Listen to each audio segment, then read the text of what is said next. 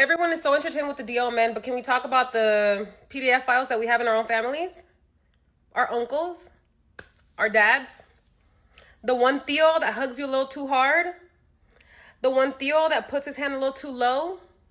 Because yeah, we have DO Mexicans, but we also have PDFs like no other. And you know what happens when we try to tell people about those PDFs?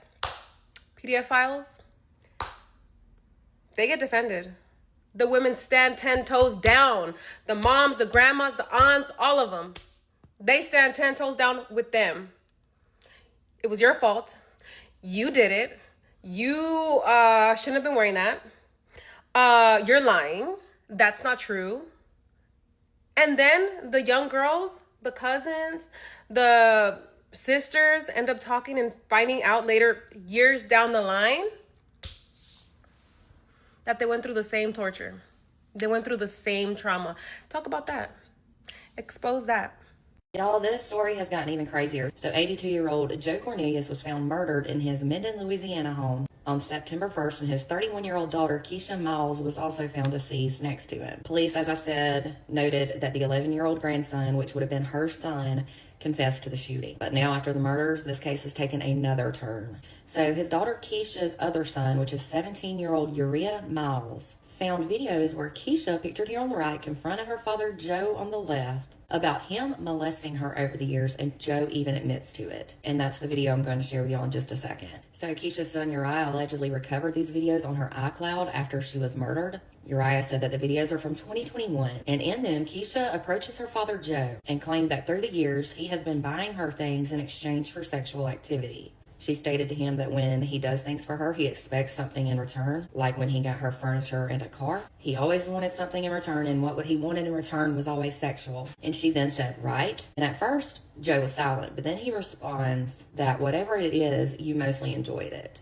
Unbelievable. He also appears to be unaware that he's being recorded. She then responds by saying that she never did enjoy it and she felt like she had to do it in order to survive. She then shared sexually graphic details of what her father said he needed from her, and that was in exchange for materialistic things. At one point, when Keisha made the accusations that her dad propositioned her for sexual acts, he said he never did anything like that. However, when Keisha starts to persist in her accusations against him, Joe appears to once again admit that he molested her. He then said something like, you said you haven't told anybody about this, but you have. Keisha then responds by saying, well, you told nobody would believe me. And he then responds by saying, and nobody will. This is just awful. As I stated before, Joe is well known and well respected in his community, and he briefly served as the mayor of Minden in 2013.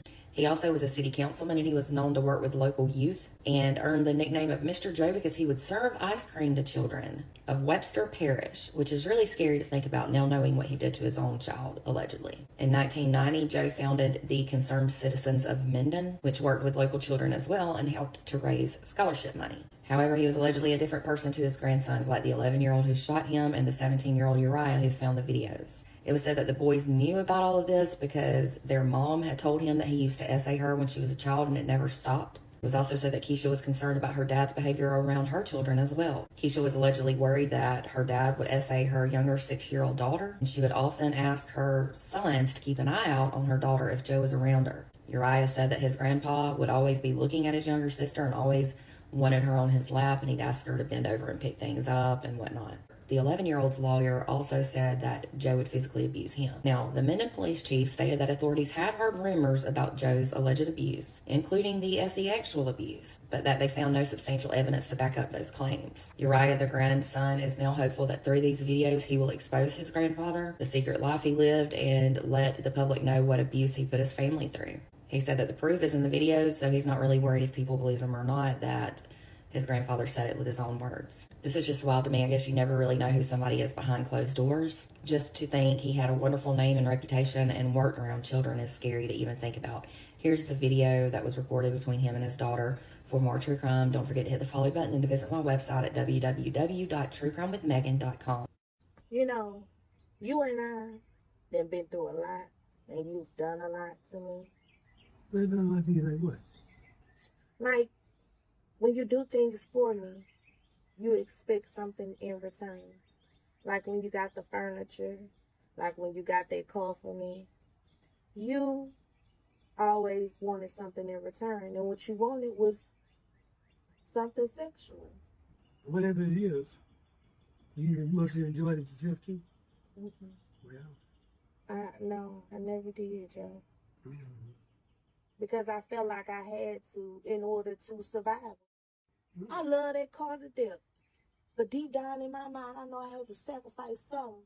Every time I did something with you, a little portion of me died. And every day I try my best just listen to me, John. Just listen to me. And each and every day I try my best just to be a normal damn daughter and expect a normal father and love in return.